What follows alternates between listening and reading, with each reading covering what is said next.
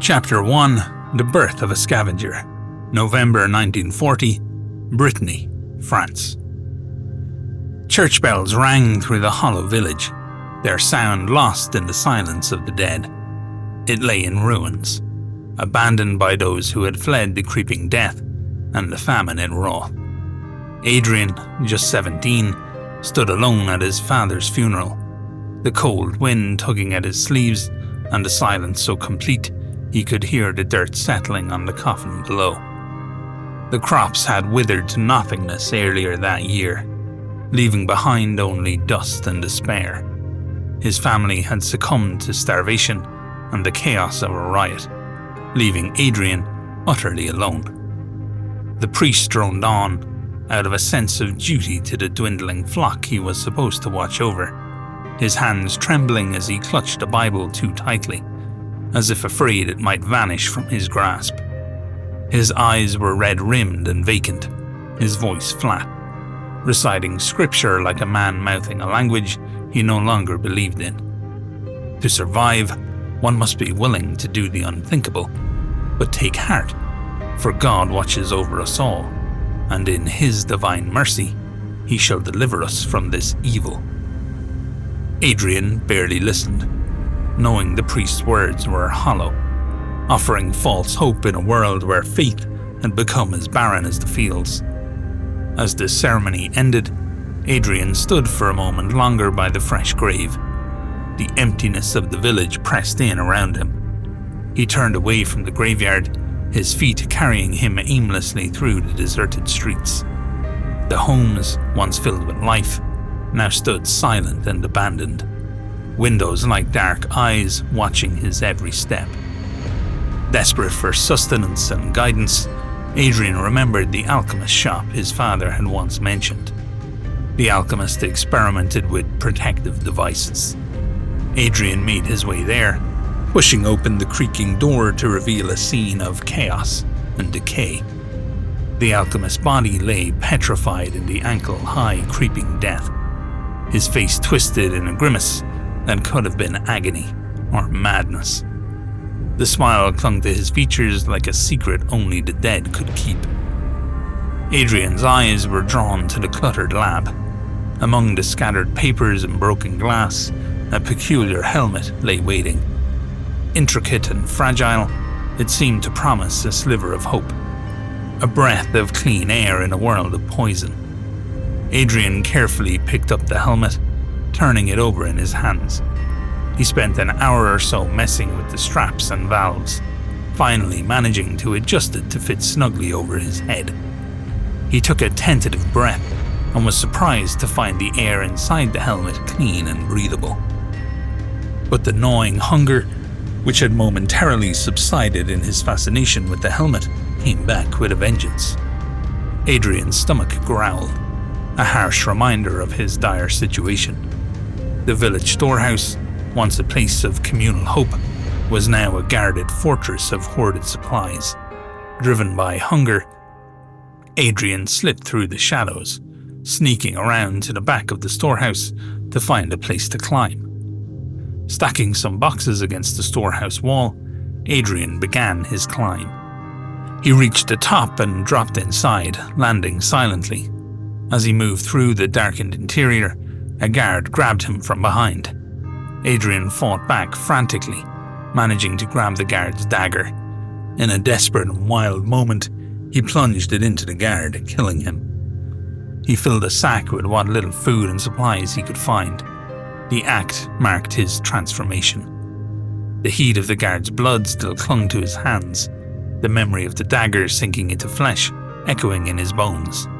He had killed, quickly and without thinking, and something inside him had shifted. He was no longer just a grieving son. He was a scavenger now, fighting for survival in a world that had turned against him. Adrian stood atop a hill on the outskirts of the town that had been his home, the helmet clutched in his hands. The creeping death advanced, its miasma of rot and despair reaching ever closer. But with the helmet, he had a chance, however slim. He vowed to survive, to fight, to uncover more secrets that might save him and those few left behind. He glanced back at the village, now a ghostly reminder of better days. His grief felt like a physical weight pressing down on him, yet driving him forward. He was alone in a dying world, but he was determined. He was a scavenger now, ready to face the creeping death and whatever horrors lay ahead. As he walked away from the remnants of his old life, Adrian knew this was just the beginning. The world was dark and desperate, but he would find a way. He had to. The creeping death might be relentless, but so was he.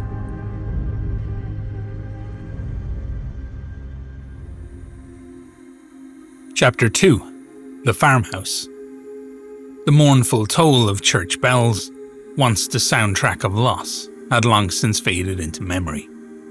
Now there was only silence, heavier and more haunting than the toll itself, as Adrian trudged through deserted towns and barren farmlands.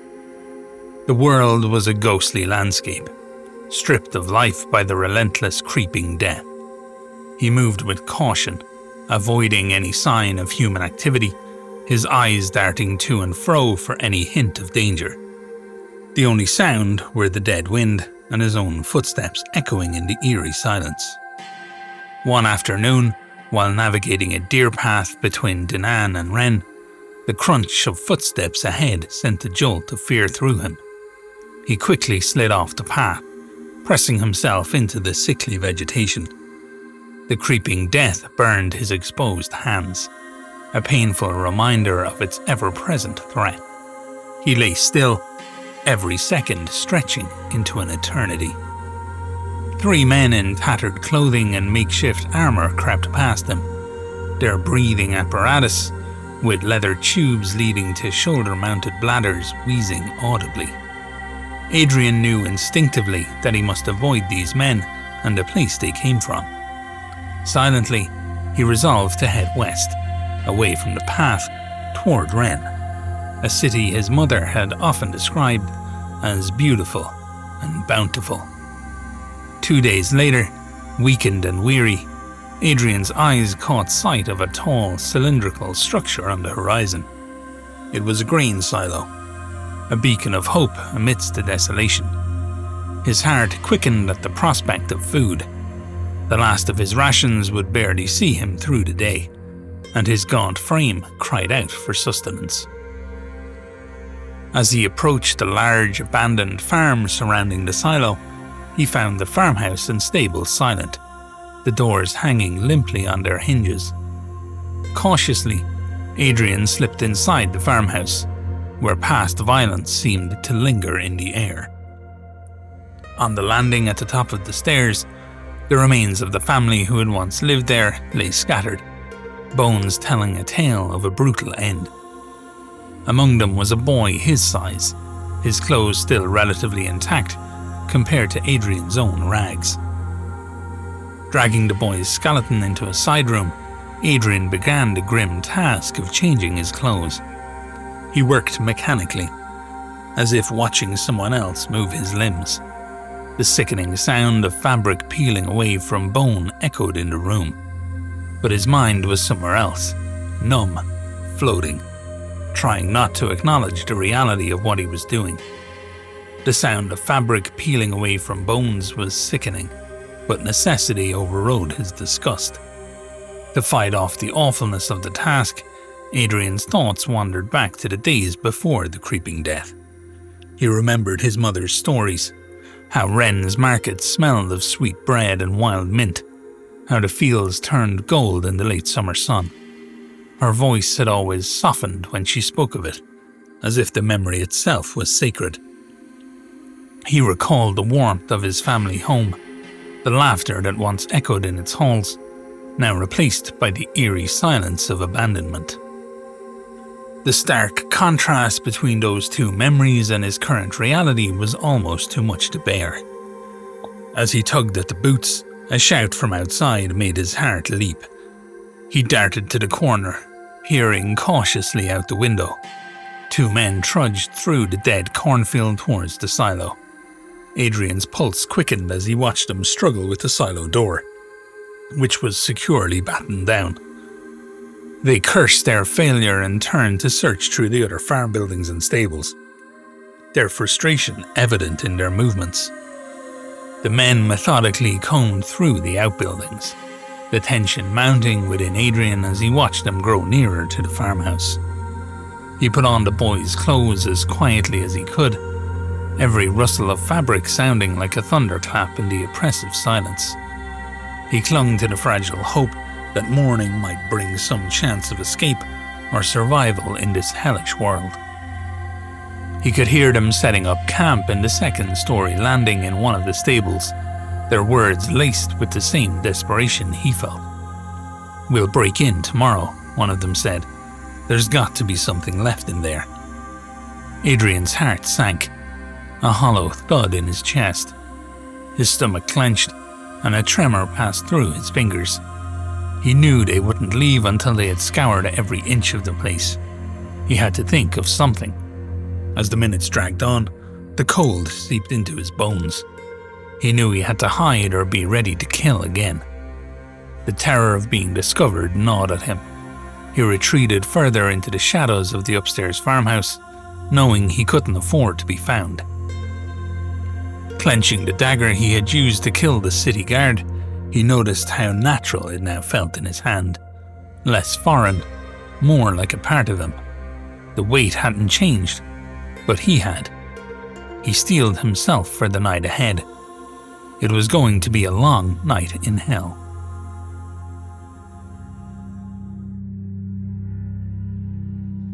Chapter 3. The Storm. Adrian crouched low, his breath shallow as he carefully peered out the broken farmhouse window. The jagged edges of the shattered glass bit into the wooden frame, a silent reminder of a violence long past. Outside, the world was wrapped in a suffocating darkness, the creeping death clinging to the earth like a sentient, malevolent fog. Adrian felt it pressing in, not just around the house, but inside his chest, heavy and unrelenting, as if the air itself had turned against him. But it wasn't the creeping death that held Adrian's attention. It was the two men who made their own camp in the rafters of the stables, high above the creeping death that clung to the ground below. He could barely make out their figures in the gloom, but their voices carried clearly in the still night air. Time seemed to stretch endlessly as Adrian listened, his senses heightened by the looming threat. The men's words were like the rasp of a blade against bone, chilling in their casual cruelty. One of them laughed as he recalled pushing a starving boy into the creeping death just to take his boots. The other boasted about cutting out a man's tongue to stop his prayers, then leaving him to choke in the fog. They spoke with no remorse, only pride. As they spoke of the horrors that they had inflicted in their struggle to survive, murder, torture, and theft. Nothing was beyond them. Adrian knew they would kill him without hesitation if they discovered him. Not just for the helmet he wore, a rare and precious shield against the creeping death, but simply because they could. Then the wind began to rise, a cold, relentless force that howled through the broken windows of the farmhouse. Adrian looked to the southwest, where a massive wall of black clouds surged across the horizon, blotting out the moon.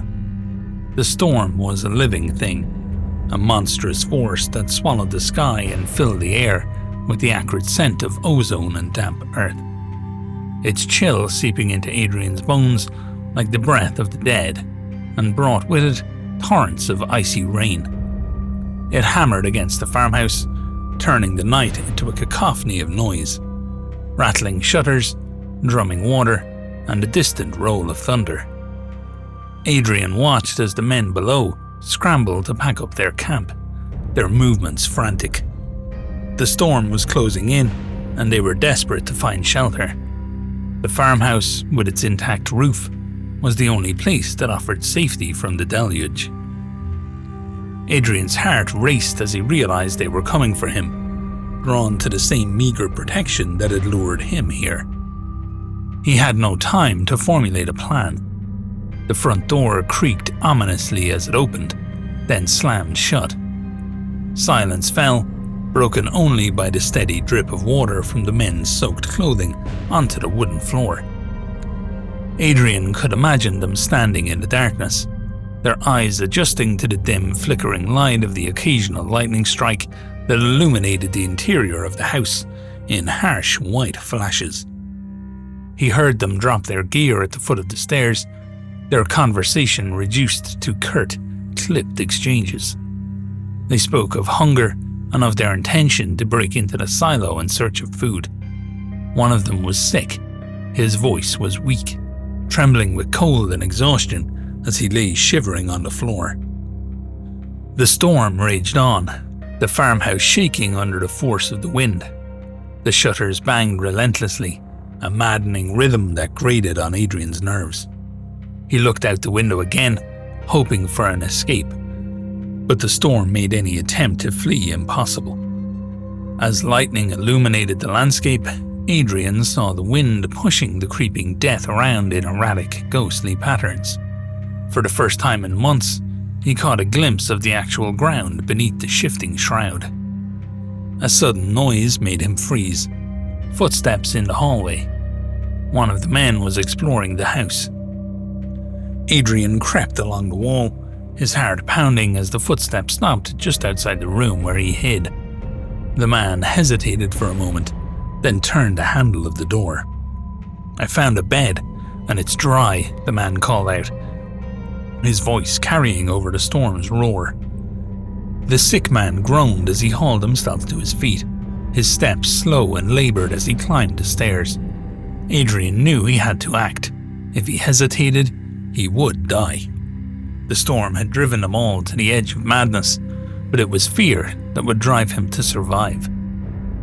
Before making his move, Adrian quickly and quietly hid the helmet in the corner of the room, ensuring it would remain out of sight if things went wrong. As lightning struck outside, the hallway was briefly lit, revealing the two men at the top of the stairs. The sick man was a pitiful sight, his body ravaged by illness, sores covering his flesh as he clutched his stomach. The other man, oblivious to Adrian's presence, guided his companion into the room.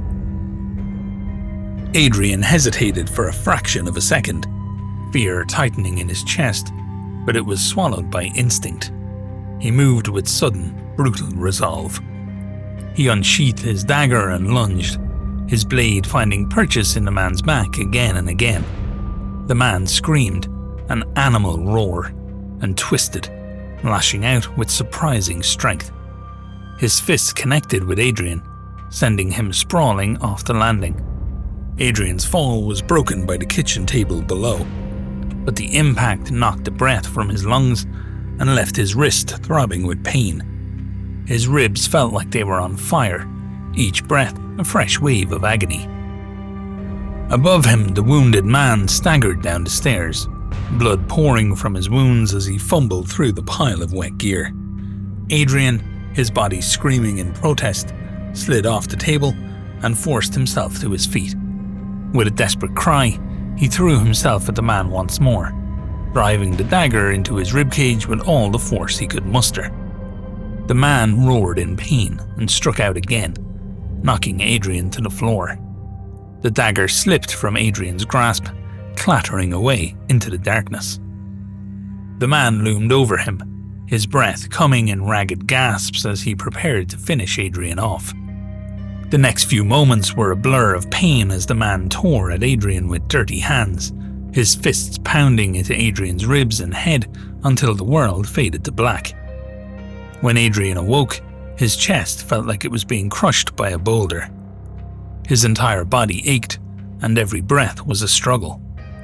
Panic surged through him as he realized the man's lifeless body was pinning him down. Summoning the last of his strength, he pushed the corpse aside and lay still, listening. The storm had passed, leaving behind an eerie silence.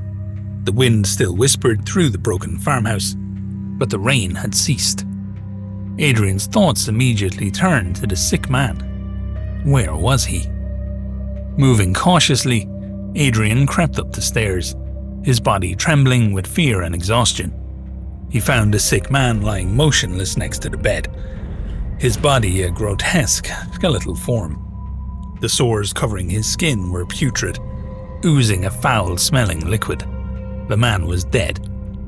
His life claimed by the same cruel world that had taken so many others. Adrian didn't touch the body. He felt no urge to. Whether it was guilt or simple self-preservation, he couldn't tell. The man's suffering had ended, and perhaps that was enough. He returned to the room where he had first hidden the helmet, the room where he had taken clothes from the farm boy who once lived there. As exhaustion overwhelmed him, he collapsed onto the floor, closing his eyes to the darkness and the memories of the violence that had just unfolded.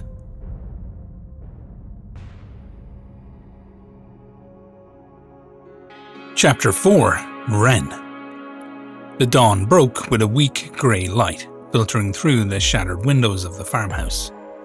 It touched Adrian's bruised face with a faint chill, like the fingers of a ghost. The cold air bit at his skin, a cruel reminder that the world outside was still just as unwelcoming as it had been the night before. Adrian lay on the cold floor, his body a mass of bruises, pain radiating from his broken ribs with every shallow breath. The events of the previous night played over and over in his mind. The storm, the desperate fight, and the death that had nearly claimed him.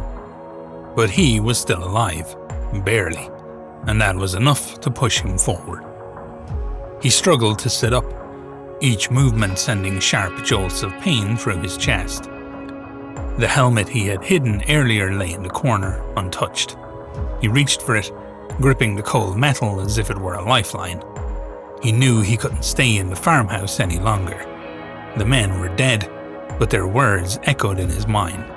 The promise of food, of survival, inside the stone silo. He had no choice. If he didn't find something to eat, the creeping death wouldn't need to take him. Hunger would do the job first. Gritting his teeth, Adrian forced himself to stand, swaying slightly as the room spun around him. Every step was a battle, each one harder than the last, but he forced himself onward. He missed his mother, who would have insisted he rest. The pain of his longing for her was almost as sharp as the pain of his bruised and broken ribs. Outside, the air was still heavy with the dampness left by the storm. The creeping death clung low to the ground, swirling like a living thing. The silo loomed in the distance, a tall cylindrical structure built of weathered stone. It stood like a silent sentinel over the desolate farmland, its wooden door sealed tight against the horrors of the outside world. It was a symbol of hope, but also of pain. His ribs screamed in protest with every breath, every movement, but he pressed on, knowing that the promise of sustenance was his only chance. When he finally reached the base of the silo, he paused, leaning against the rough stone to catch his breath. The memory of the two men trying to break in flashed through his mind. Their cursing, the violent banging on the wood, the way Adrian had crouched in the shadows, every muscle tensed with fear. Their frustration had been evident, but so had their hunger, their desperation. He couldn't let himself become as helpless as he had felt watching them. Adrian knew he had to succeed where they had failed. He examined the door closely, his fingers tracing the weathered wood. The scavengers had tried brute force, but the door was reinforced with iron bands, far too sturdy to simply break down. As he studied it, his eyes caught sight of a small, almost hidden gap between the door and the frame, near the bottom. It was just wide enough for him to slip his hand through. Adrian's mind raced. The stronger men had overlooked something. The lock wasn't just on the outside. It had a secondary mechanism inside. A simple but clever counterweight system designed to keep the door sealed from within. A weight, most likely a large stone, was holding the latch in place, but with the right leverage. He rummaged through the nearby debris until he found a long, thin piece of metal, perhaps once part of a tool. With painstaking care, he slid it through the gap, trying to hook the counterweight. The creeping death licked at his exposed fingers, burning his skin with a slow, corrosive sting. He clenched his jaw and kept going, tears welling at the corners of his eyes from the pain, refusing to let go. His ribs burned with every movement, sweat trickling down his brow, but he persisted. After what felt like an eternity, he felt the metal catch on something heavy.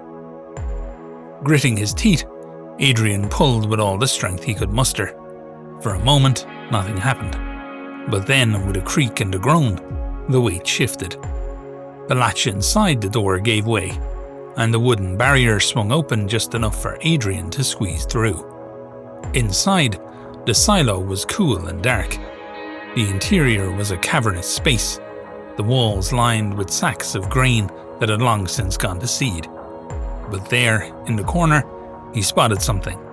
A small stash of preserved food and a cache of supplies, hidden away and forgotten. He nearly wept with relief as he tore open a package of dried meat, the taste of salt and protein overwhelming his senses. He couldn't remember the last time he'd eaten anything more than roots or crumbs scavenged from abandoned homes. This, real food, was salvation.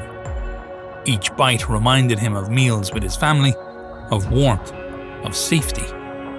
It was the taste of something lost. He ate greedily, not caring about the pain in his chest, only focusing on the sustenance that gave him the strength to carry on. The cache also contained a small medical kit, rudimentary, but enough to bind his ribs and give him a fighting chance to make it to Rennes. Hours later, with his wounds bandaged as best he could manage, Adrian set off once more, his movements steadier now, though still laboured. The road to Rennes was long and treacherous, but he was determined to make it. The memory of his mother's stories about the city's beauty and abundance fueled his steps, even as exhaustion gnawed at the edges of his consciousness. As the sun dipped low on the horizon, casting long shadows across the desolate land, Adrian finally saw it. Rennes. The city was not the vibrant, bustling place of his mother's tales. There were no flower stalls with orange blossoms, no music echoing through the markets, no smell of fresh bread from the bakeries she had once described with reverent joy. All of it was gone, and the silence mocked those memories. The creeping death had reached even here. The once beautiful walls were crumbling, the streets eerily quiet, but it was still a city, and that meant people, food, and perhaps a chance at survival.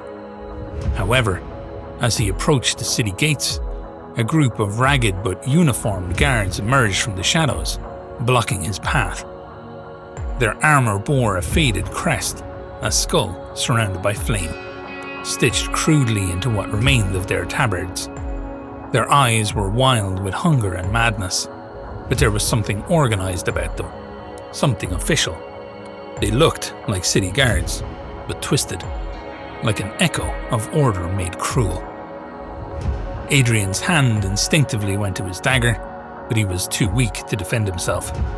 The leader of the group, a gaunt man with a cruel sneer, stepped forward.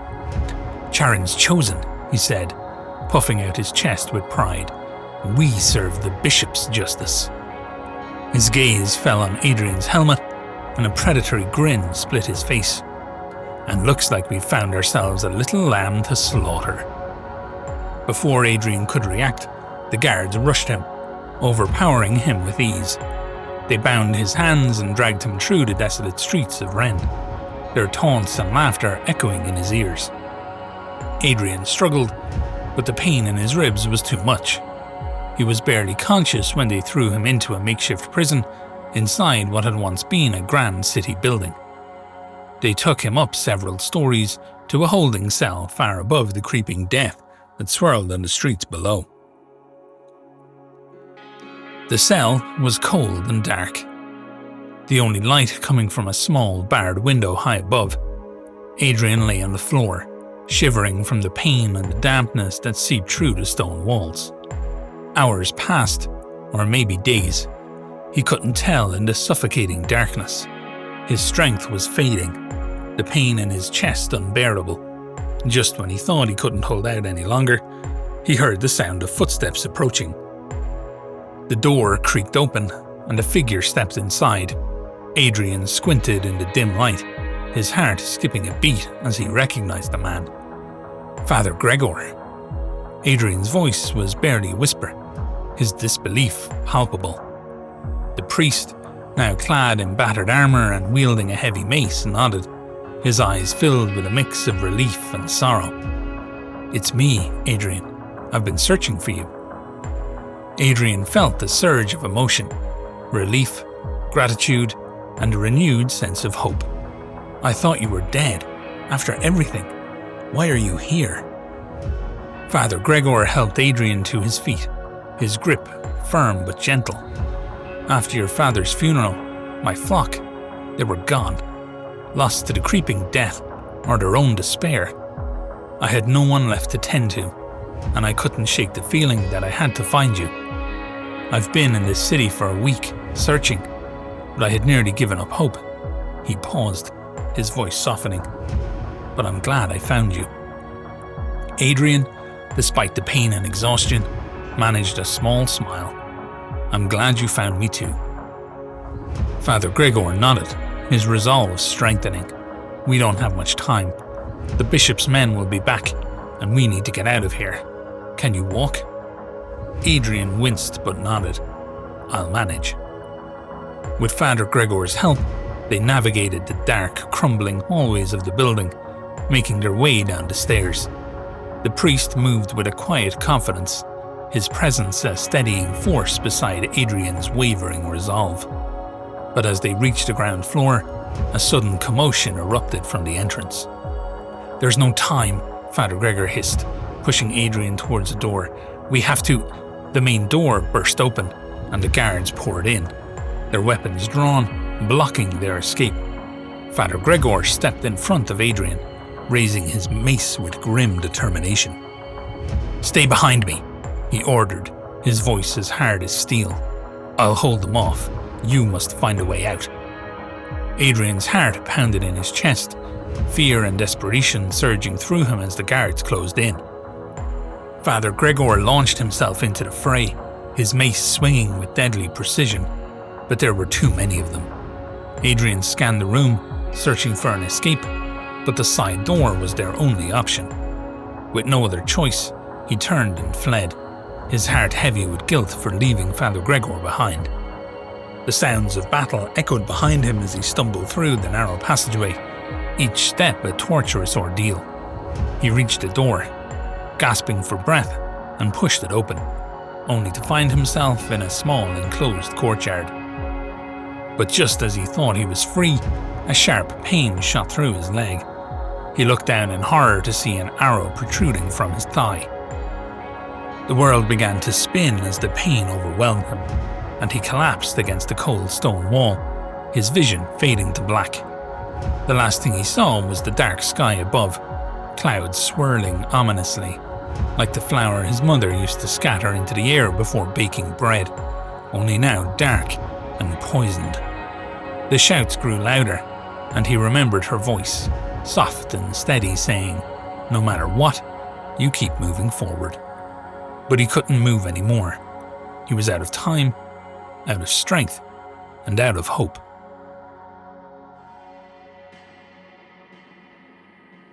Chapter 5. The Brotherhood. Adrian's consciousness drifted in and out of a fog, his body weighed down by exhaustion and pain. The sharp memory of the arrow ripping through his thigh flared in his mind, followed by the image of Father Gregor turning to face the guards, mace in hand. The last thing he remembered was the sound of the priest shouting over the chaos, then darkness pulling him under. Faint murmurs, like whispers on the wind, reached his ears. He wasn't sure if he was dreaming, trapped in some feverish nightmare, or if he was truly waking to the world again. He opened his eyes slowly, blinking against the dim candlelight that flickered in the corners of his vision. Above him, 4 figures loomed, their faces partially obscured by dark hoods. They murmured in unison, their hands hovering over his broken body, their voices rising and falling like an ancient chant. Adrian's breathing was shallow, his ribs aching, but it was the sharp, persistent pain in his leg that jolted him fully awake. The memory of the arrow piercing his thigh flooded back to him, and he instinctively tried to move, only to feel a dull throb of agony where the wound had been bandaged. The chanting ceased as the figures stepped back slightly, the echo of their murmurs lingering in Adrian's ears like a soft pressure. A strange unease hung in the air, as though the silence itself were waiting to be broken. One of them leaned closer, and through the haze of pain, Adrian recognized the familiar weathered face of Father Gregor. The priest's eyes shone with quiet relief as he met Adrian's gaze. "Adrian," Father Gregor said softly, his voice filled with compassion, "you're awake." Adrian blinked again, his throat dry and his voice hoarse. "Where am I?" "You're safe," Father Gregor reassured him. "We've been tending to your wounds. The pain will pass and you'll heal, but it may take time.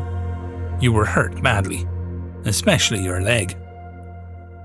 Adrian's gaze wandered to his bandaged leg, the ache pulsing with each heartbeat. His mind, still groggy, tried to piece together what had happened. "The guards," Adrian murmured. "What happened?" Father Gregor's face darkened slightly. They were Charon's chosen, the bishop's personal enforcers. "I feared we would both be lost, but the Brotherhood arrived just in time. They fought off the chosen and helped me escape with you. We brought you here, to the outskirts of Rennes, high above the creeping death, in the remains of an old cathedral. The sanctuary is half collapsed, with vines snaking through shattered pews and candlelight flickering against cracked, dust-covered glass. Yet, even in decay, it holds a fragile peace." Adrian looked around, taking in the dim surroundings. They were in a vast upper room, high above the ground, where the creeping death couldn't reach. The ceiling arched above them, the remnants of ancient stained glass windows casting faint colours across the stone floor. The church was crumbling, like much of the world, but it still stood as a sanctuary, at least for now. Adrian's heart pounded as he absorbed Father Gregor's words. "You saved me." "Not just me," Father Gregor said gently. "The Brotherhood. I joined them when I first arrived in Rennes. I've been working with them ever since, fighting in secret against the bishop."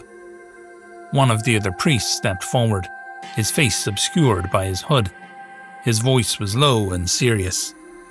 "Father Gregor has proven himself a worthy brother, as have the rest of us. We belong to a small order that still believes in justice, mercy, and the protection of the weak. But there are darker forces at play, forces led by the man who has brought this city to its knees." He paused before continuing. "Rennes is no longer what it once was. The creeping death ravaged it, yes, but it was Bishop Charon who plunged it into true ruin. He was always corrupt, but when the creeping death came, he seized power. I saw him once, during an execution. He stood on the cathedral steps, draped in black and gold, as a woman was lowered in a coffin-shaped cage into the swirling fog. Her daughter screamed from the crowd, begging for mercy, but the bishop only raised his hands in mock benediction and proclaimed her sins had brought judgment upon them all. He publicly executed anyone who stood against him, blaming their greed and sins as the cause of the creeping death, calling it judgment from an angry god." The priest's voice grew colder. The executions were not just displays of power. Charon made them spectacles, forcing citizens to watch as his enemies were lowered in coffin-shaped cages into the creeping death itself. Their screams echoed through the square as the poison took them. Adrian's stomach twisted at the thought. The image was so vivid, it felt real. The bishop, cloaked in false righteousness, watching with cold satisfaction as the people writhed and burned in the fog. The people, the priest continued, were driven to madness. Fear and obedience replaced any sense of community. No one dared defy him. "We could not stand by," said Father Gregor. "We went underground. We became the Brotherhood." Adrian's gaze swept the room, taking in the quiet resolve of the gathered priests. They had saved him, and now they were preparing for something. "We've recruited others," Father Gregor said. "People who believe in justice, like Simon." At the mention of the name, a shadow moved near the far corner of the room. A pale boy emerged, thin, quiet, and watchful. There was something otherworldly in the way he moved, like the room bent around his silence. "He's our ghost," one of the brothers whispered. "Simon doesn't speak, but he listens, and when he strikes, they don't see him coming. His pale eyes never seemed to blink, and he carried a blade curved like a crescent moon, silent, swift, and always clean, as if it drank sound instead of blood." Simon nodded once at Adrian, then returned to the shadows. Father Gregor looked at Adrian. "We've been waiting for the right moment to strike. Now, with Sharon planning another execution tomorrow, our time may have come. But first, we need to free those imprisoned in the tower. Then we strike at the bishop himself." Adrian swallowed, his mind racing. The Brotherhood had given him shelter, purpose, and now a choice. "The Brotherhood saved your life," Father Gregor said. "Now we ask you, will you help us fight back?" Adrian looked down at his bandaged leg, then into the eyes of the priest who had carried him to safety. The creeping death was relentless, but maybe, with them, he didn't have to face it alone. "I'll help," Adrian said. Father Gregor smiled, and the room seemed to exhale with him. "Then rest. Tomorrow, we begin."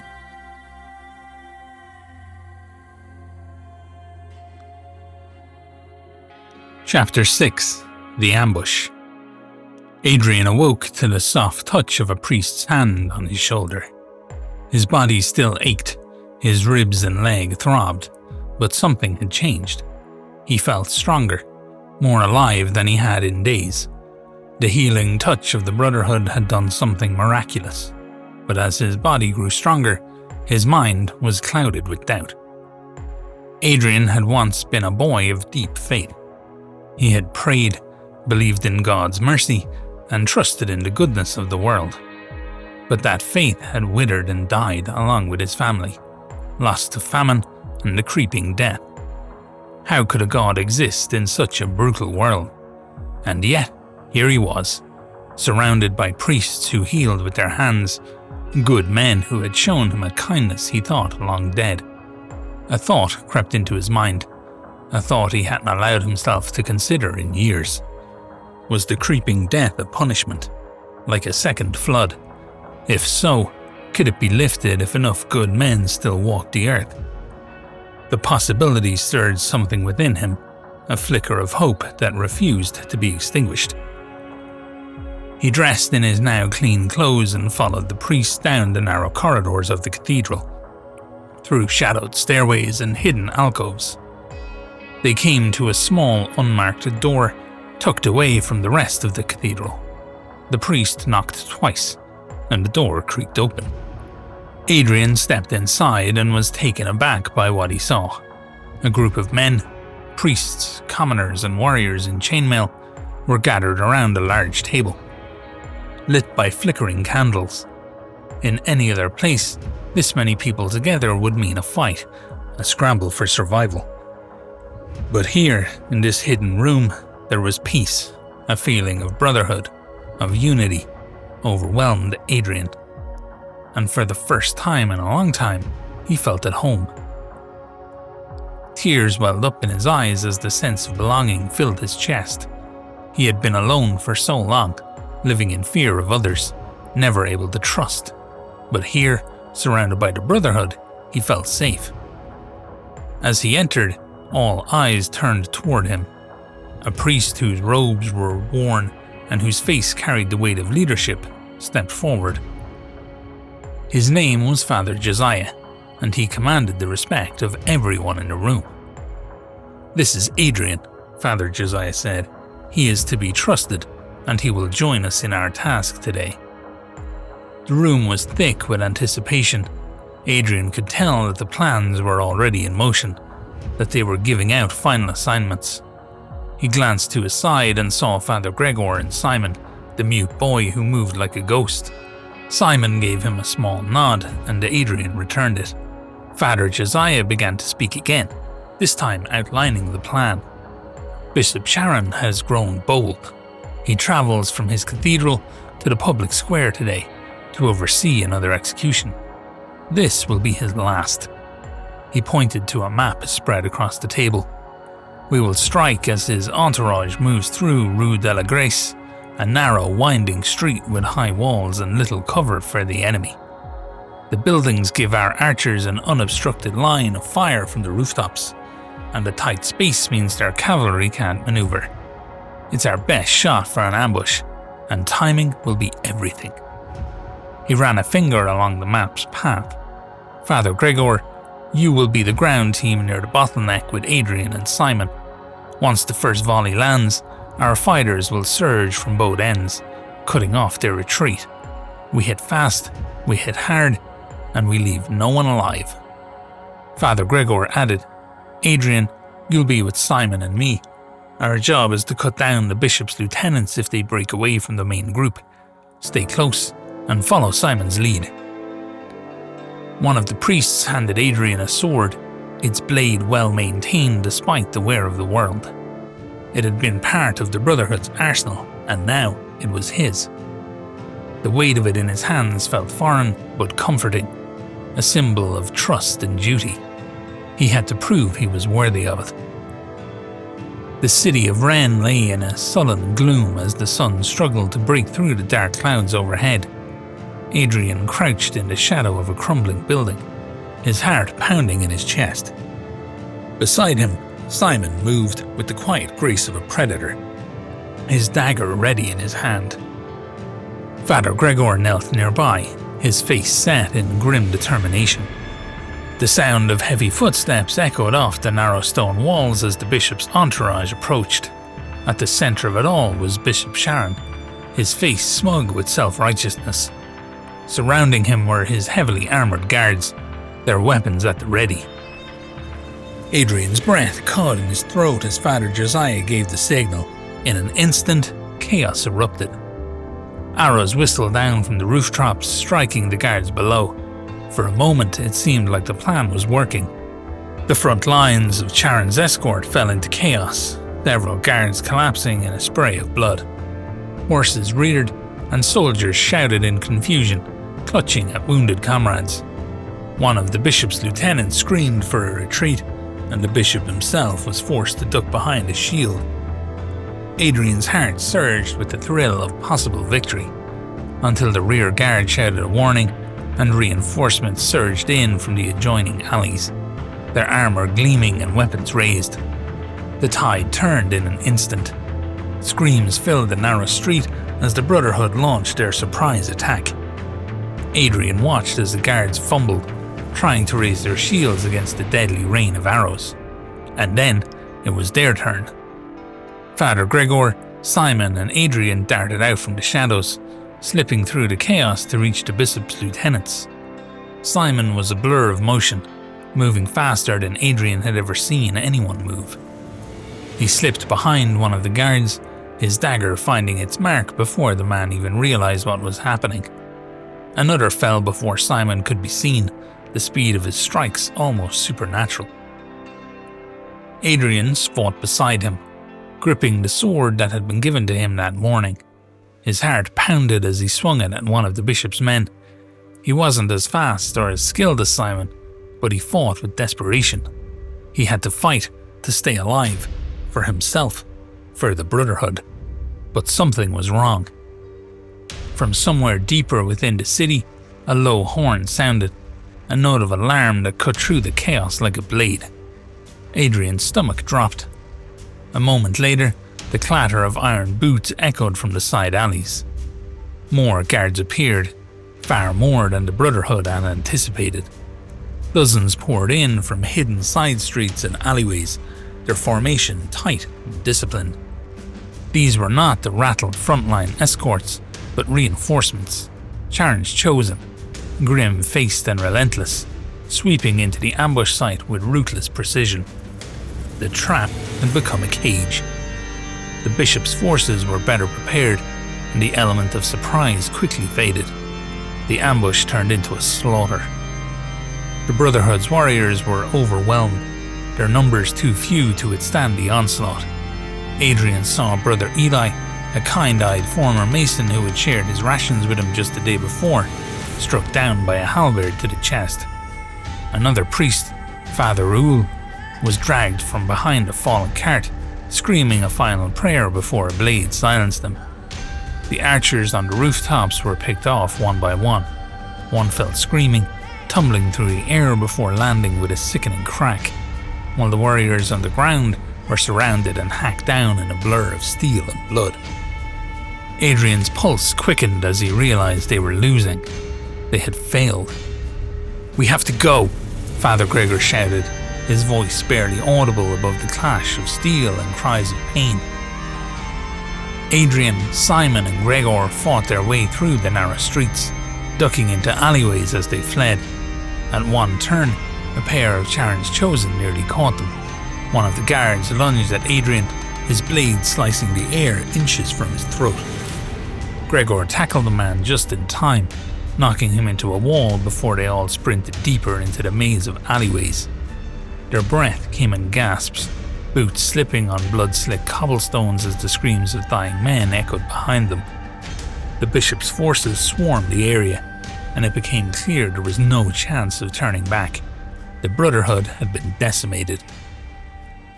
Hours passed before the three of them found refuge in a 2-story house on the outskirts of Rennes. The building, like the rest of the city, was crumbling, but it offered them a moment of safety. Adrian collapsed against the wall, his ribs aching with every breath. His body was exhausted, but his mind raced with the horror of what had just unfolded. Simon, ever silent, stood watch by the window, peering through the cracked shutters for any sign of pursuit. Father Gregor sat on the floor, his head in his hands, the weight of their failure hanging heavy in the air. "We can't go back," Gregor finally said, his voice hoarse with defeat. "The Brotherhood, they're gone. We can't do anything more about the bishop." Adrian stared at the floor, the loss sinking in. The Brotherhood had given him hope, a cause to believe in, and now it was shattered.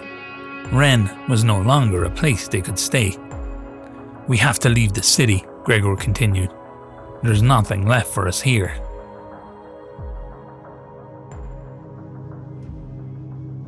Chapter 7. The Dream. Adrian, Father Gregor and Simon sat in silence within the crumbling walls of the abandoned house that had sheltered them after their failed ambush. The air felt heavy, weighed down by the loss of the Brotherhood. A faint, mouldy dampness clung to the room, mingling with the acrid scent of old ashes and rotting wood. The silence was thick, broken only by the occasional creak of the sagging beams overhead. Father Gregor looked at them both, trying to muster a message of hope, but his eyes, tired and shadowed, revealed that he didn't fully believe his own words. He spoke anyway. "We can't give up faith. The Brotherhood fought for something good, something beyond this death and despair." He looked to Simon and then to Adrian, as if willing himself to believe what he was saying. Adrian could sense his struggle. The priest's words felt like stones, heavy and painful to utter. After a moment, Gregor shifted, his expression softening. "I had a dream last night," he said quietly, almost to himself. "It was the ocean. The water was deep and blue, full of life. Fish and crabs thrived in the salty depths. The waves shimmered like liquid glass, and the sky above it was silver, not blue. There was peace there, beauty, like the world had never been touched by death. His voice grew hoarse, and he looked away, as if the memory of the dream itself was too painful. It was a dream of a world untouched by the creeping death. Adrian was struck by the image. He'd heard tales of the ocean from his father, of its vastness and beauty, but he had never seen it himself. "Do you think the dream was a sign?" Adrian asked. "Could the ocean have escaped the creeping death?" Adrian wondered what that would even mean. If such a place still existed, untouched and pure, then maybe there was something left in the world worth living for. Maybe it wasn't just about survival anymore. Maybe it could be about finding a place where he could breathe without fear. Gregor sat in silence, one arm resting on his knees, the other tracing patterns in the dirt on the floor with a stick. The question lingered in the air like a fragile hope. "Father," Adrian repeated softly. Gregor shrugged, not meeting Adrian's gaze. "I don't know, my son. It could be a sign, or maybe just a dream." He paused, the weight of the moment bearing down on him. "But perhaps that's where we should go." Adrian's stomach growled, and the thought of staying in Rennes even a moment longer made him restless. He rose to his feet. "Let's head to the coast. I want to see it, to see if it's as beautiful as the stories say." Simon, who hadn't spoken a word, stood beside Adrian and nodded in agreement. His eyes were sharp and steady, and he moved with the silent precision of someone who had made peace with danger. The faintest twitch of his fingers at his side betrayed his readiness to act if needed. Father Gregor, seeing their resolve, sighed and nodded. "Yes, but we'll leave after dark. The bishop's men will be scouring the city by day for any of us who escaped." That afternoon, the bishop held what was left of the Brotherhood in the city centre. In coffin-shaped cages, their naked bodies were lowered from high platforms into the swirling tendrils of the creeping death, while the crowd below stood in hollow silence, eyes fixed and mouths closed, as if the fear had drained them of breath, never to rise again. Rennes was in the hands of a madman. As the sun dipped below the horizon, Adrian, Gregor and Simon readied themselves.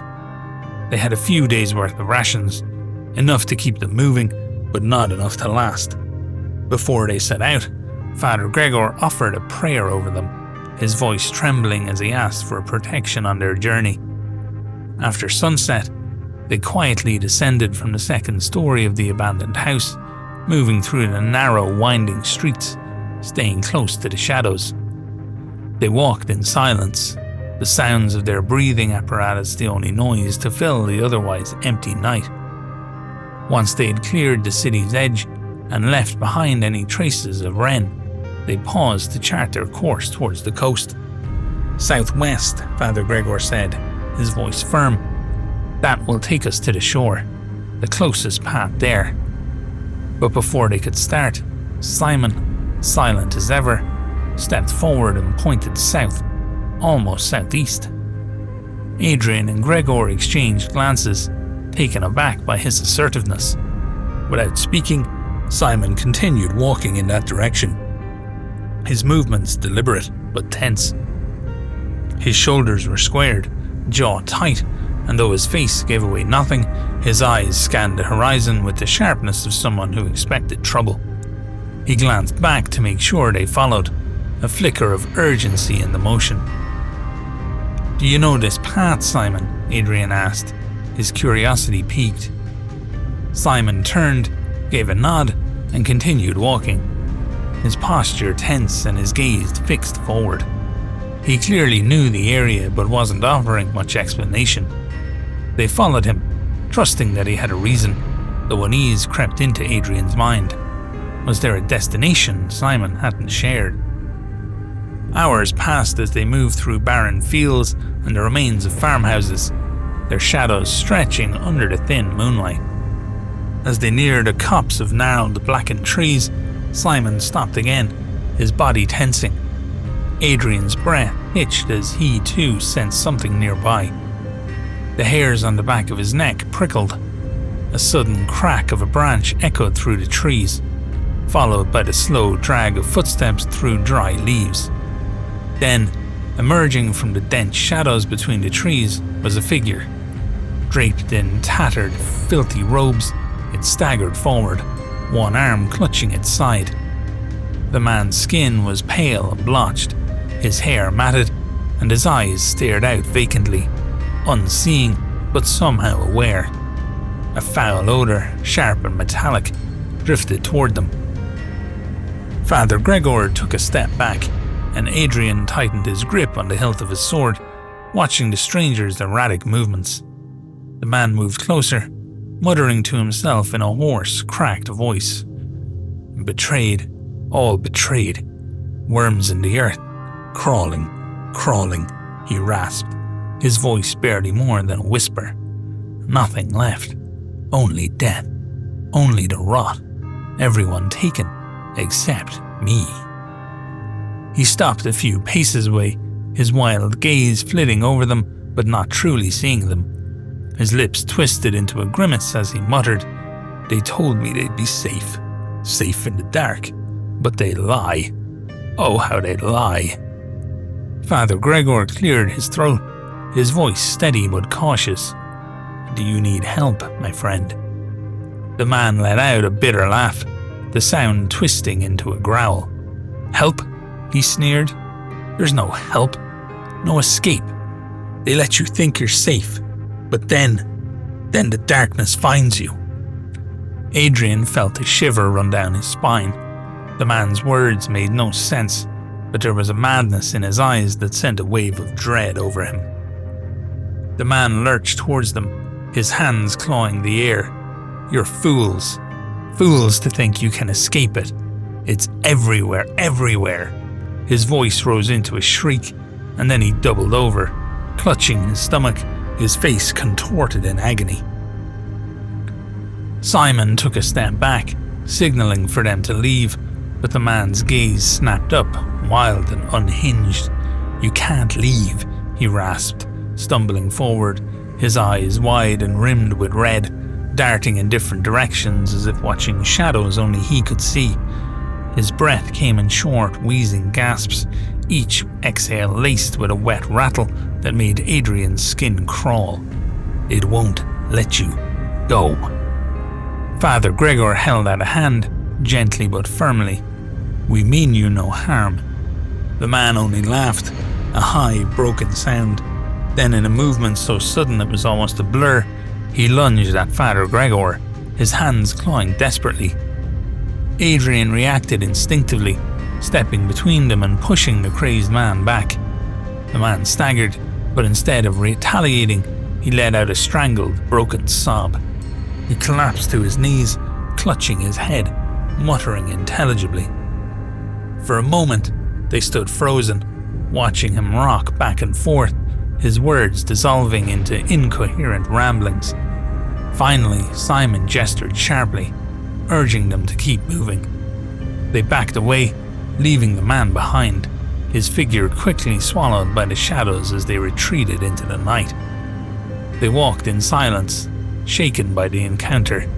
Adrian's hands still trembled slightly, and he kept his eyes on the path ahead, unwilling to meet Gregor's haunted gaze. The air felt colder now, and each footstep sounded too loud, like it might summon something from the dark.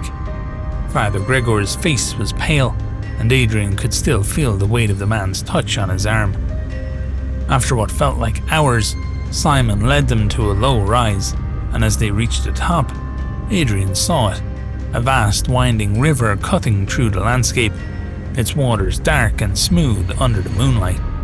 "The Loire," Father Gregor breathed, his voice filled with awe.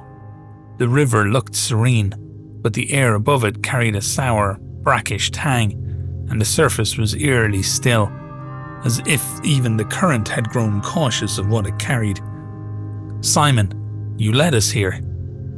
Simon's expression was unreadable, but Adrian saw a flicker of satisfaction in his eyes. Father Gregor exhaled, a note of hope returning to his voice. Perhaps the river will carry us where we need to go. Adrian glanced at Simon, feeling a newfound respect for the silent boy. He had known all along, guiding them towards this path. Adrian didn't know where the river would take them, but for the first time since the ambush, he felt a glimmer of possibility.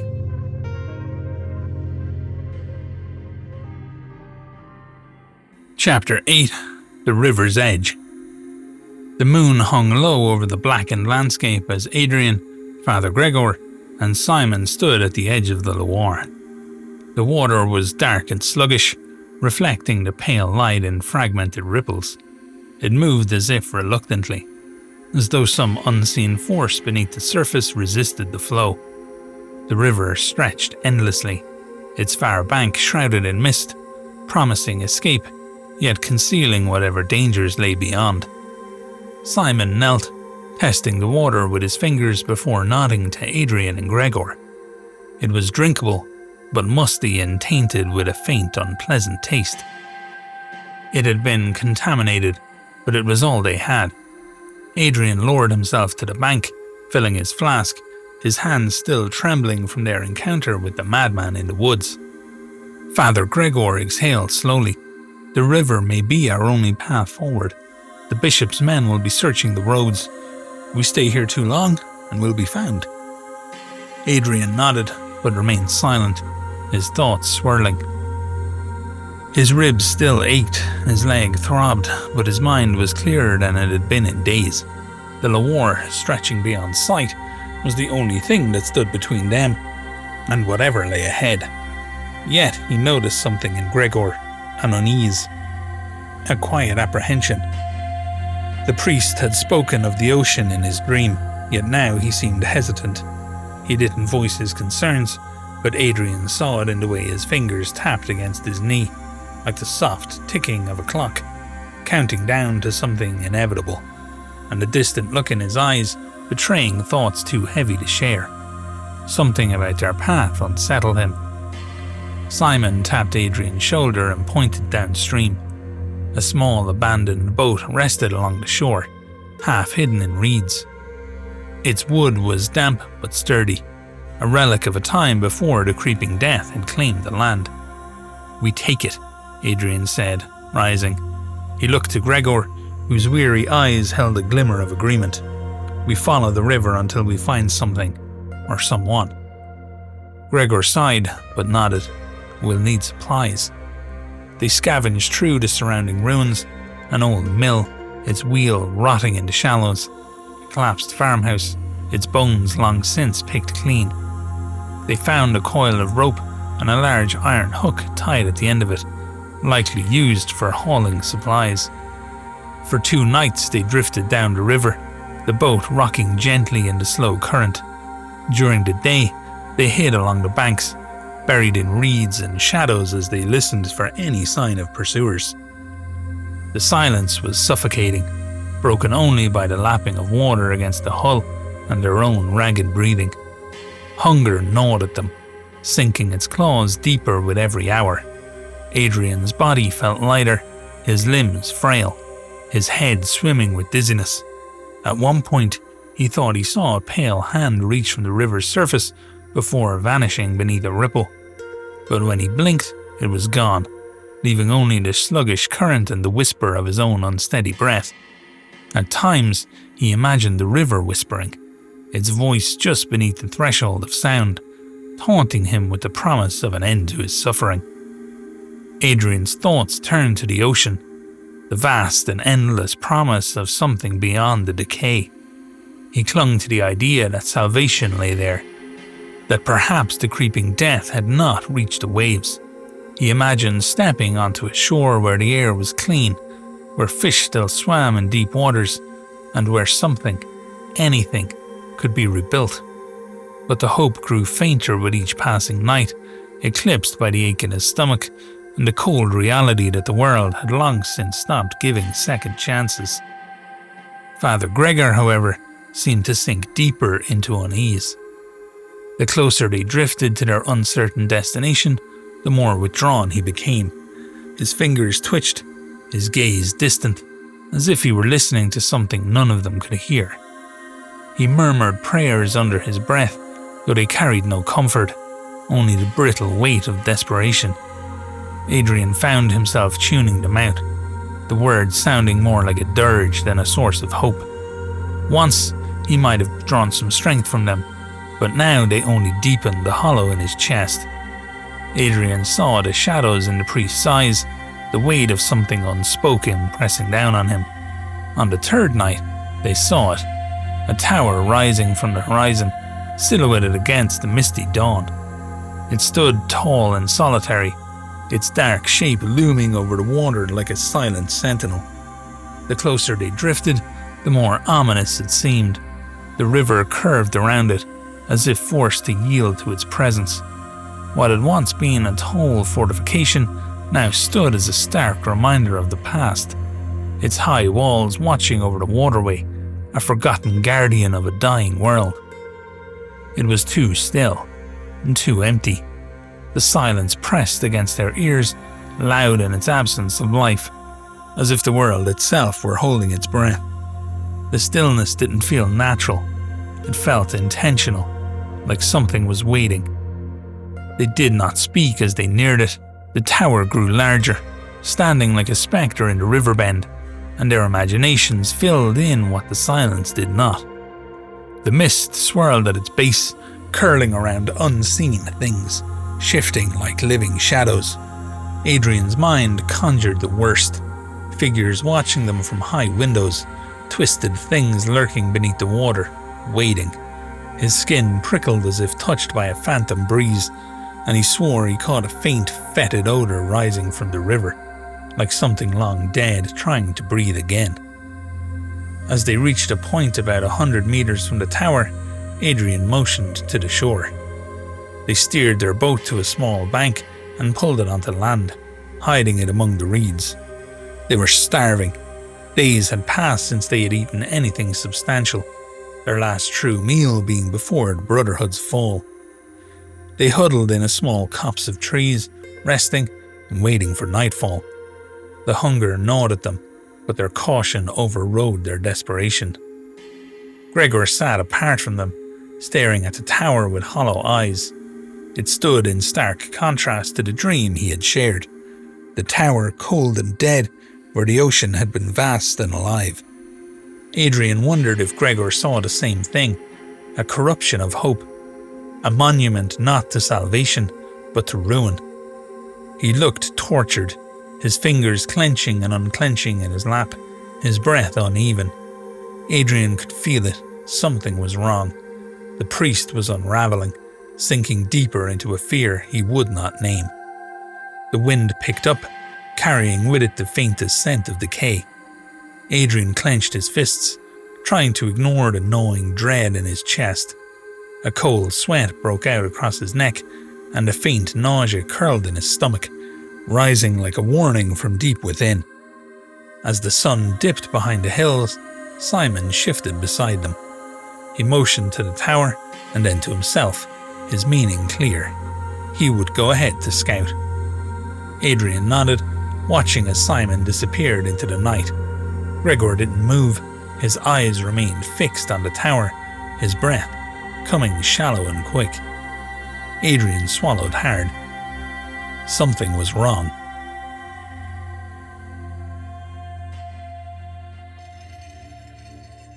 Chapter 9. The Tower.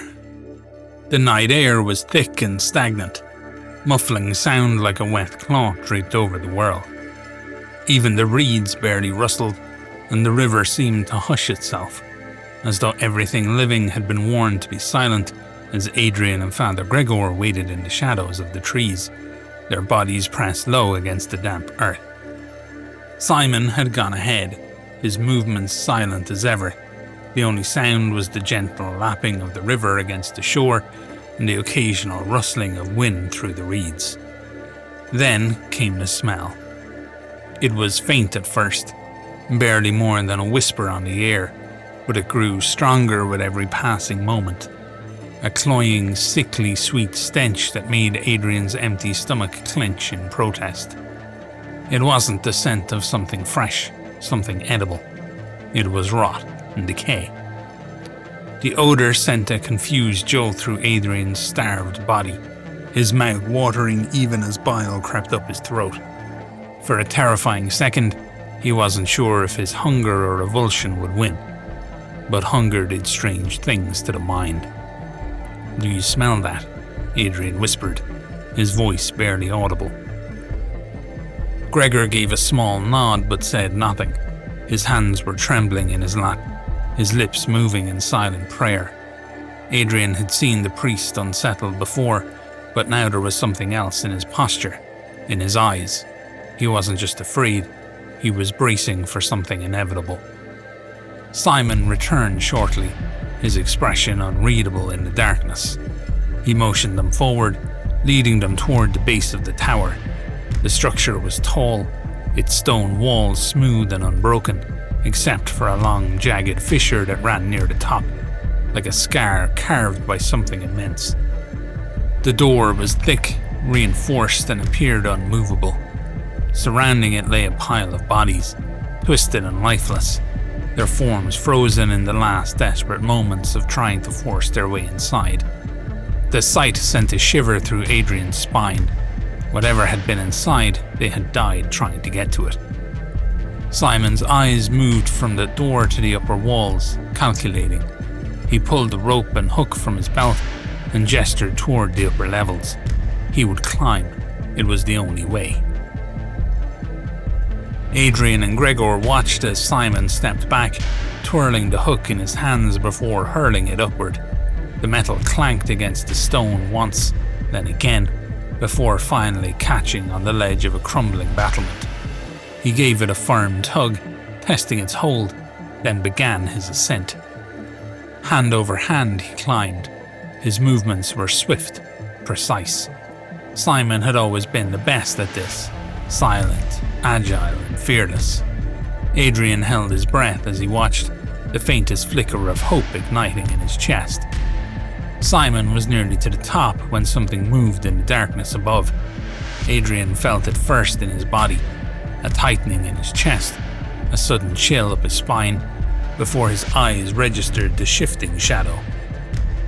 His heartbeat echoed in his ears, each thump loud and slow, like the ticking of a clock counting down. He squinted in the dark, breath caught, as a glint of steel flickered into view. Adrian's breath caught. A shadow shifted near one of the narrow windows, barely perceptible, then steel flashed. The rope snapped. One moment, Simon was ascending, and the next he was plummeting. He did not scream and did not cry out. The only sound was the sickening crack of his body striking jagged rocks below. His form flopped into the river, vanishing beneath the surface without so much as a ripple. Adrian's heart pounded in his chest. He could not move and could not speak. Gregor staggered forward, his face pale, his lips trembling in silent horror. Something, or someone, had been waiting for them. The rotten stench thickened around them, and for a moment, Adrian thought he heard faint whispering coming from the pile of bodies, raspy, wordless murmurs curling through the air like steam. The twisted corpses seemed to twitch in the corner of his vision, though when he looked directly, they were still. His breath caught in his throat, unsure if what he saw was real or the madness creeping in, curling into their lungs, making Adrian gag. The pile of bodies at the tower's base seemed to shift in the moonlight, their twisted faces frozen in agony. The horror of it all, Simon's silent fall, the oppressive weight of whatever resided in the tower, crushed Adrian's will. He stumbled backward. Gregor dropped to his knees, his hands clutching at his rosary as he began to recite frenzied prayers. His voice cracked, rising in desperation, echoing in the still light. "Father, we have to go," whispered Adrian, his own voice shaking. "We have to go now." Gregor did not respond, his prayers tumbling from his lips faster and faster fragments of Latin and desperate pleas spilling out. "Deliver us." Burning hands. The gate opens, each line more fevered than the last, his whole body trembling with fear. Adrian grabbed him by the arm, hauling him to his feet. "We can't stay here." With a final frantic glance at the tower, Adrian dragged Gregor back to the boat. The priest's feet stumbled beneath him, but Adrian did not let go. The terror of what they had just seen drove them forward, away from that cursed place. They reached the boat, shoving it into the water with trembling hands before scrambling inside. Adrian seized the oars, his fingers numb as he paddled, forcing them away from the shore. Gregor sat slumped in the boat, eyes fixed downward, still whispering his broken prayers. They did not look back. Neither of them dared.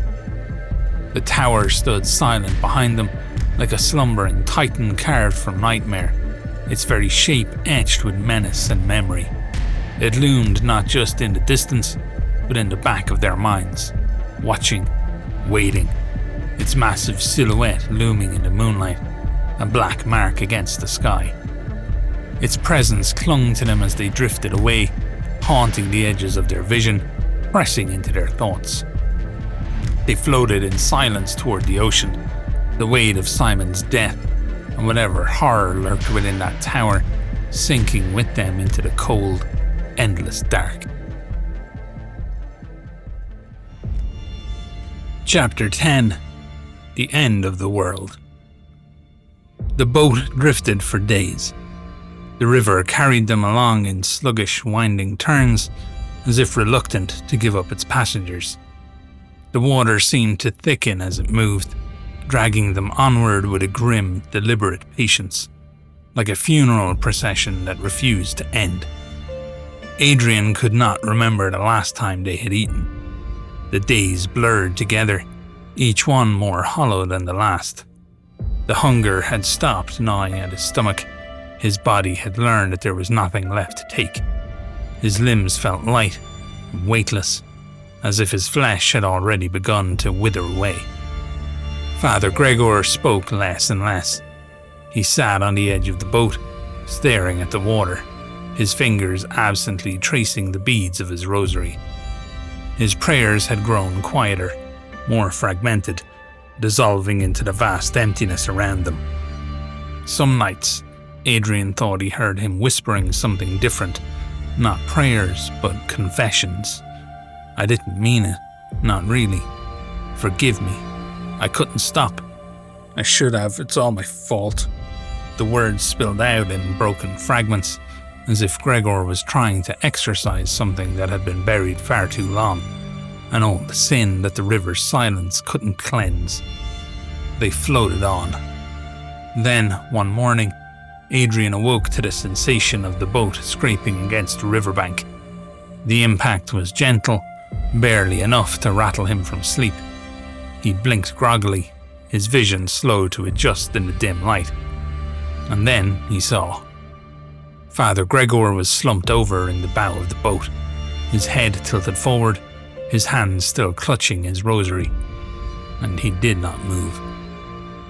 Adrian sat up, his body stiff with exhaustion, and reached toward him. He hesitated, and then he pressed his fingers against the priest's throat. There was no pulse. For a long time, Adrian simply stared at him. He did not know what had killed him. Was it starvation? Was it sickness? Or had he simply let go? Adrian exhaled through cracked lips, his breath shallow. He could not weep. He could not grieve. He had no strength left for sorrow. The river had carried them as far as it would.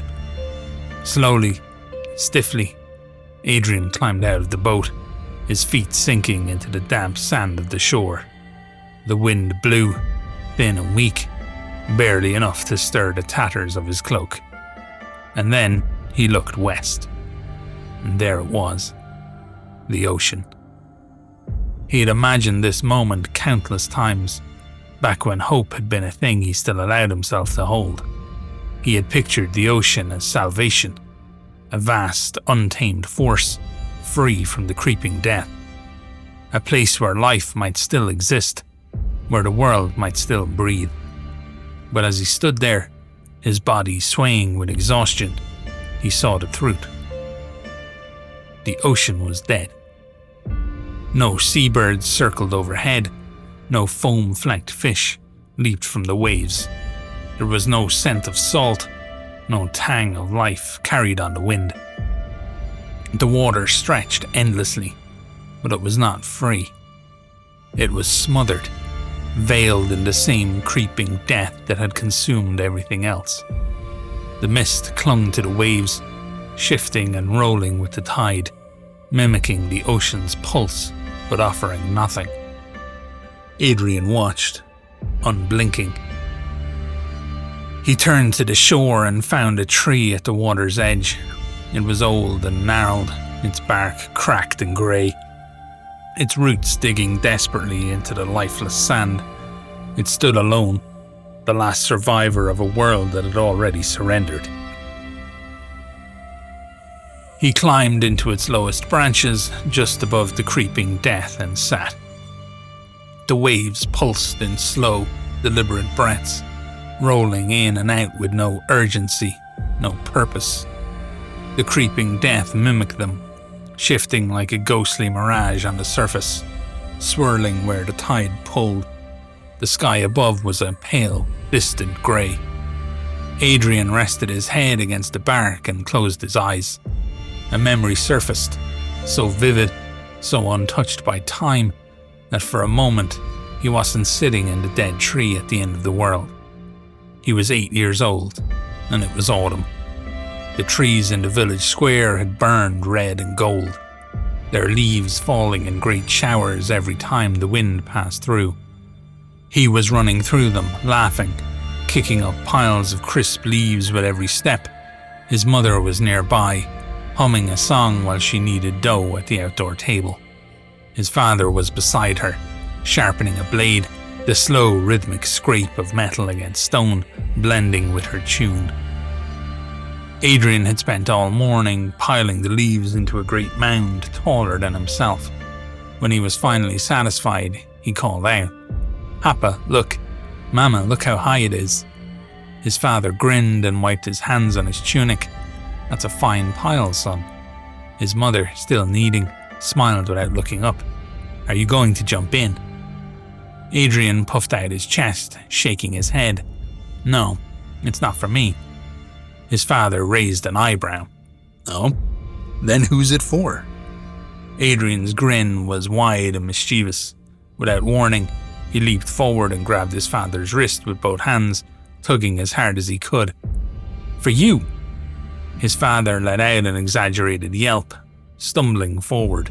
Adrian shoved him with all his strength, and his father, playing along, pretended to lose his balance, toppling dramatically into the pile. Leaves flew into the air, and his father lay there groaning. "Oh no, I've been defeated." Adrian shrieked with laughter, jumping onto him, burying both of them in the leaves. His mother sighed in mock exasperation. "You too," she muttered, but she was laughing too. Then his father scooped Adrian up, holding him tight, his beard scratchy against Adrian's cheek. "Someday, boy," he said softly, ruffling Adrian's hair, "you'll be bigger than me, and I won't stand a chance." Adrian's throat tightened. The memory felt like warm hands wrapped around his chest, a weight both unbearable and gentle. He didn't want to open his eyes. He didn't want to let go of this place, this moment where the world had still been whole. But the wind called to him, hollow and lonely, and the scent of rot pulled him back. Slowly he reached up and unfastened his helmet, and for a moment he just held it in his hands. The metal was cold, slick with the grime of a dying world. The creeping death stirred, curling at the base of the tree. The wind blew, carrying only silence. The tree stood alone at the edge of the world. The ocean pulsed endlessly. The creeping death rolled with the tide, shifting in slow, patient waves. There were no footprints in the sand, no laughter carried on the wind, no voices calling from the past. Only silence.